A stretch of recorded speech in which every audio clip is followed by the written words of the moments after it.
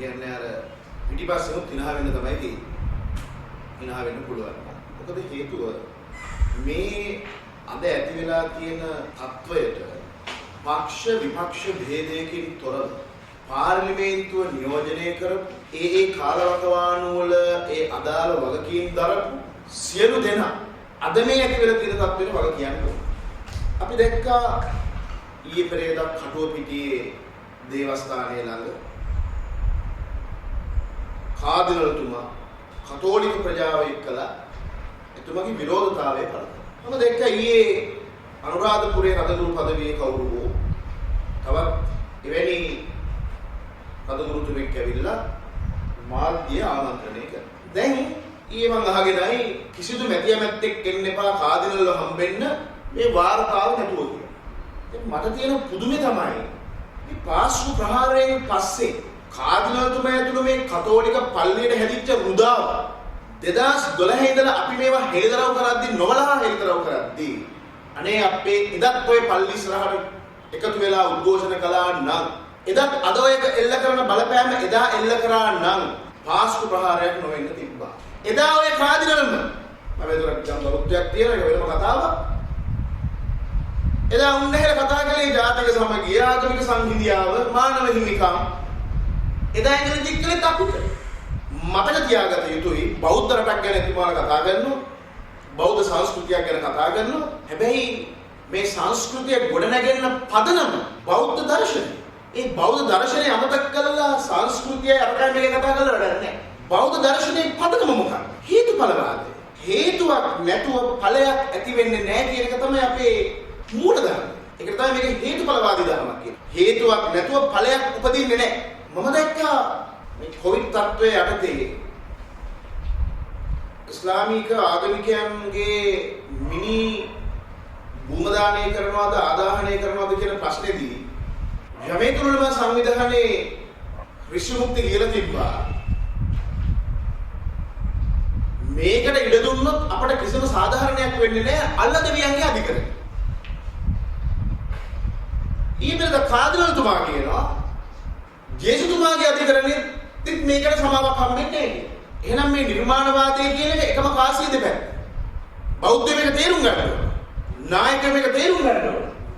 එතුමා කිව්වා මීගමේ පල්ලියට ගිහිල්ලා එකම දෙවියෝ තමයි අපිව දාන්නේ කියලා. තමයි බයිබලයේම දිගුවක් මේ කුරාණය කියලා කියන්නේ. ඒ නිසා මේක එකම කාසිය දෙපැත්ත. මේ මෝඩකම් තකතිරු බෞද්ධ නායක මේ මගුලක් පස්සේ අල්ලගෙන දඟලනවා. හේතුඵලවාදී න්‍යාය මේක විසඳන්න නැතුව. ඒ නිසා මම කරුණා කරලා කියනවා රටේ මිනිස්සු ඔය කාදිනල පාරට බස්සනවා වගේ අපි පටන් ගත්තොත් මේක රට කරවන්න හම්බෙන්නේ නැහැ කාටවත්. ඉස්සර මේ ප්‍රශ්න තේරුම් ගන්නවා. දැන් ගෝඨාභය ජනාධිපතිතුමාගේ අතර මේ වාර්තාව ලැබිලා තියෙනවා. හැබැයි ගෝඨාභය ජනාධිපතිතුමා පත් කරපු කොමිසමක් නෙවෙයි මේ. මේ කමිෂන් එක පත් කරේ හිටපු ජනාධිපති මෛත්‍රීපාල සිරිසේන මැතිතුමා. ඒතර මම හිතන්නේ වඩාම වැඩි කාලයක් මම හිතන්නේ මේ කොමිසම නිසා වඩාම විශ්සරපත් වෙච්ච භික්ෂුව මම. දවස් 7කට 8කට වැඩි වාර ගණනක් ගිහිල්ලා ඔය ප්‍රහාරය සම්බන්ධයෙන් වීඩියෝවල තිබු පොලිසියට ගිහිල්ලා කට උත්තර ලබා දුන්නා. ඒ කට උත්තර පදනම්ව කමිටුවේ සමාජිකයන් ඉස්සරහා කොමිසමේ සමාජිකයන් ඉස්සරහා අපි දීපු ප්‍රකාශවලට අනුව අපේ ප්‍රශ්න කෙරුවා. මම හිතන්නේ දවස් 6ක් ඒකට ගියා. හරස් ප්‍රශ්නවලට ගියා. එකම දවසක මට ප්‍රශ්නයක් ඇති වුණා. මම ඉතින් වාද කළා. ඒ සමාජිකයන් එක්කලා සමාජික මේ හිටපු සභාපතිත් එක්ක මගේ නිගමනය උනේ මොකද්ද? ආගමික ප්‍රශ්නයකට දේශපාලනික උත්තර හොයන්න එපා. ඊට හේතුව සහරාන්ට හෝ ඔය මරාගෙන මරපු කාටවත් නායකයෝ නැහැ. එකම නායකයා ඒ දෙවියෝ. ඕන් විශ්වාස කරනවා. ඔවුන්ගේ ඔය ජමාත ඉස්ලාම් මතවාද එක තරක කියලා දෙනවා.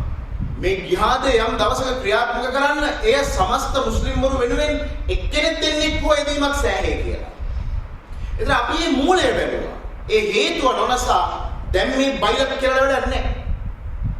දැන් අපි ඉවසීමෙන් දැන් වාර්තාවක් ඇවිල්ලා තියෙනවා නිර්දේශ ටික ඇවිල්ලා තියෙනවා. අපි කරුණාකරලා කියන ආණ්ඩුවට අපි ජනාධිපතිවරයාගේ ලේකම්තුමාට යවලා තියෙනවා වහාම ඒ ඔය කාදිනලට කලින් හැමෝටම කලින් මේ වාර්තාව අපිට දෙන්න.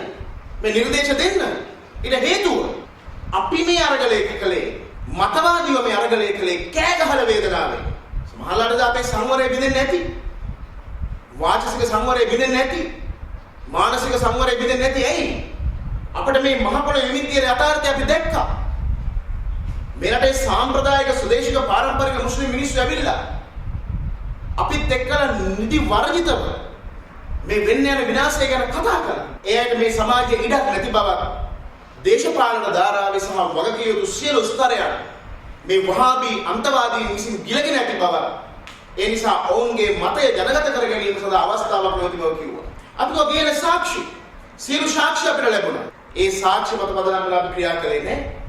අපි ඇත්තද නැත්තද කියලා මුල මැද අග විමසලා හේතු ඵලය අනුව මේවා කරුණු ගලපලා අපි රටේ ජනතාවට කියන්න කලින් ඩිප්ලොමැටික් විදිහට බොහොම වැදගත් විදිහට රටේ නායකයන්ට කිව්වා මෙන්න මෙහෙම ප්‍රශ්නයක් එනවා. හලාල් එනකොට කිව්වා මේ එන්නේ අනාගතේ මේ රට බෙදුම් වාදයට ගොදුරු කරන පළවෙනි කවුළුව කියලා.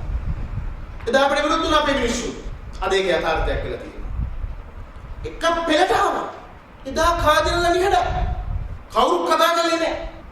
එහෙනම් ඉස්සර වෙලාම මේ වාර්තාව ලැබෙන්න ඕන අපේ අතට. ඔය පාර්ලිමේන්තුවේ විසිපුද්ද පාට නෙමෙයි.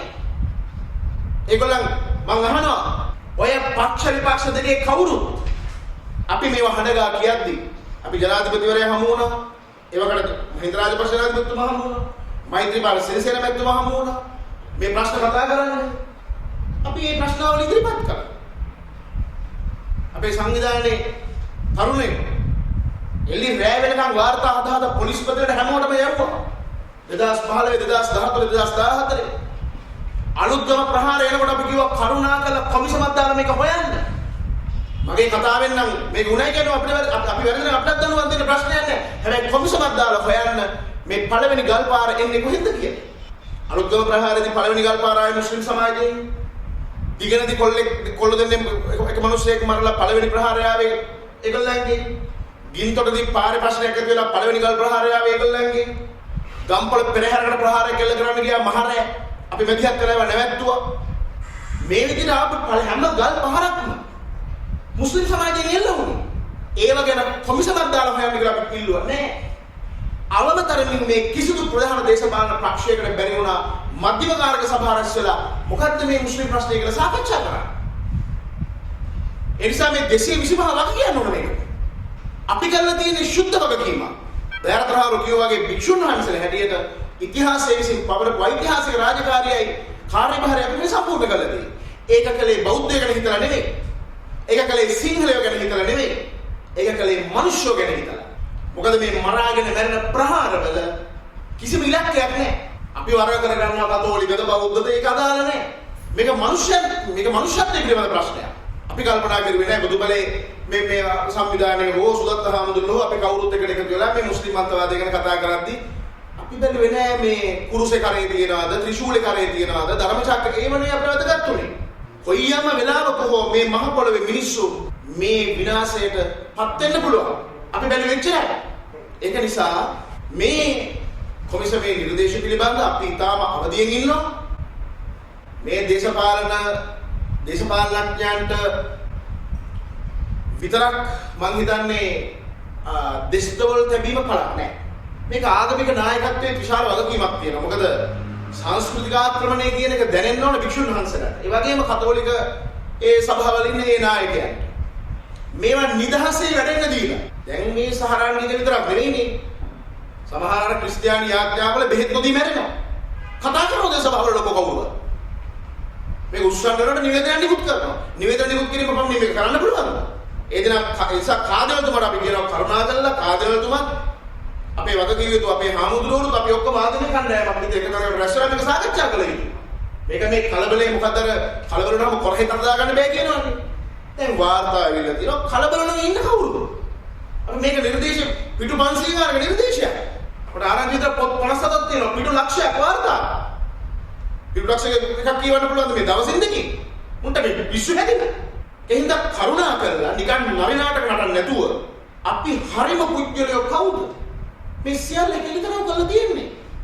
අපි ඒකට ඉඩක් අරගෙන ඒ සංවාදයේ කොට නගනවා වෙනුවට වාර්තාව දෙන්න අරකයි මේකයි ජාත්‍යන්තර අධිකරණයට යන්නයි.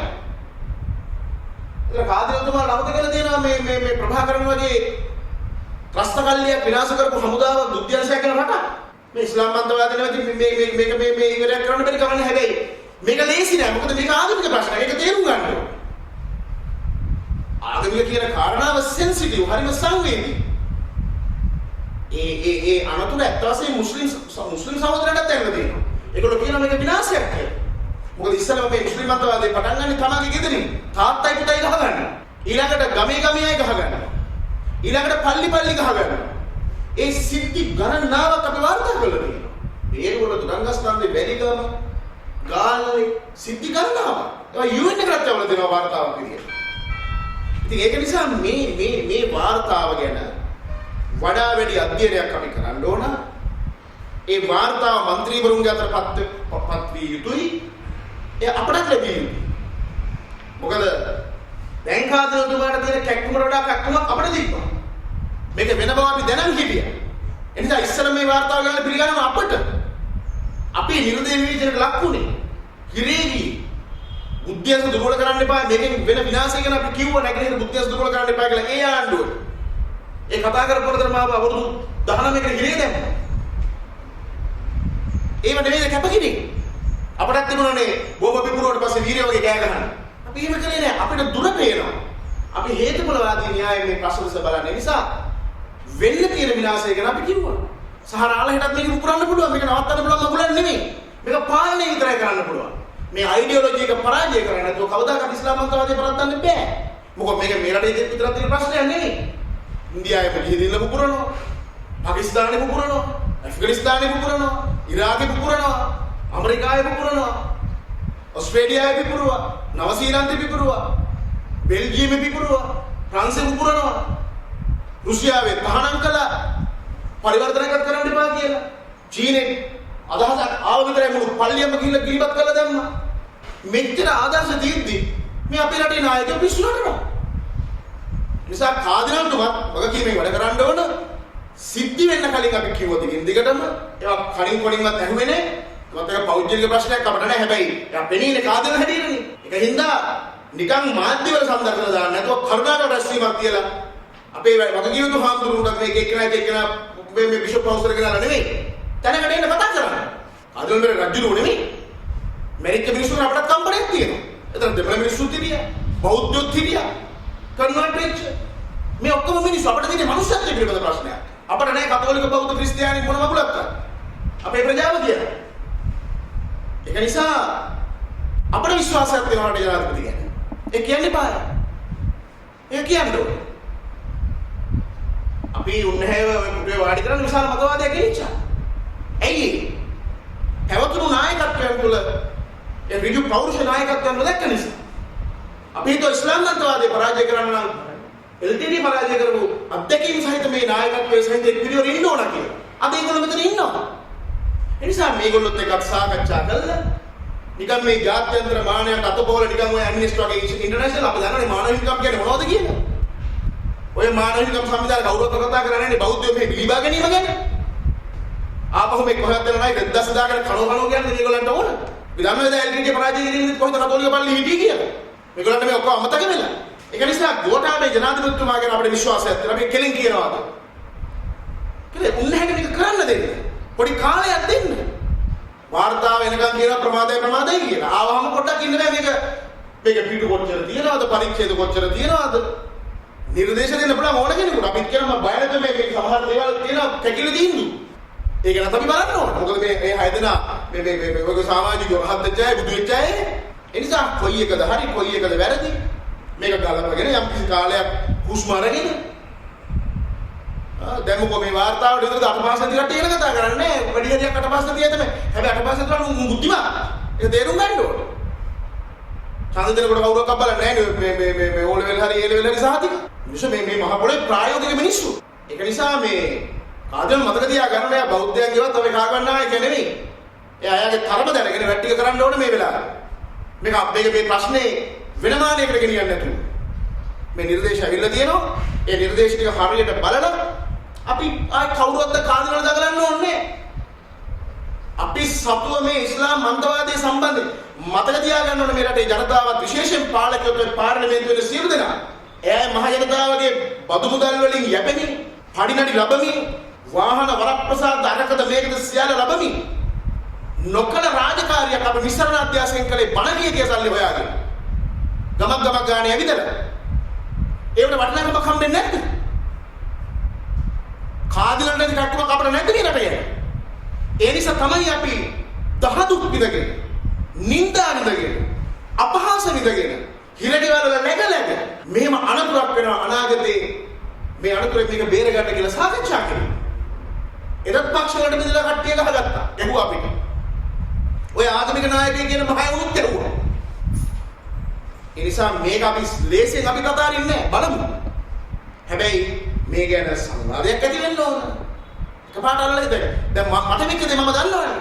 මගේ තුන්හිතවත් තිබුණ නැහැ අධිකරණ අපහාස කිරීමේ අදහස. හෝමාගම අධිකරණයෙන් මම නඩුකාරතුමාගෙන් අවසර ඉල්ලලා කතා කළා. හතරවතාවක් ස්වාමීනි සමාවෙන්න කියලා. හැබැයි දඬුවම වෙනකොට මෙන්න අපහාස කළා. ඒ කලබලෙන් ගත්ත තියෙන්නේ. එකපාරක් මම 6 මාසෙකට ඉගෙන දැම්මා සංධියක් වැඩිකොඩේ නඩුවට. මම දවස් 5කට කලින් දන්නවා තීන්දුව මාස 6කට මාව හිරගත කරනවා කියලා. එදා ඒ ආණ්ඩුව වැඩ කළේ එහෙමයි. එතකොට මේ ඉස්ලාම් ප්‍රශ්නේදී මේක ලේසි නෑ. වලක ලිඳක පොකුණක වතුර බඳුනක වුණා දිය කැළතුනහම පතුල පේන්නේ නෑ වගේ ප්‍රශ්නයක් දෙස අපි නිරවුල්ව නොබැලුවොත් ප්‍රශ්න අවුල් වෙන්න පුළුවන්.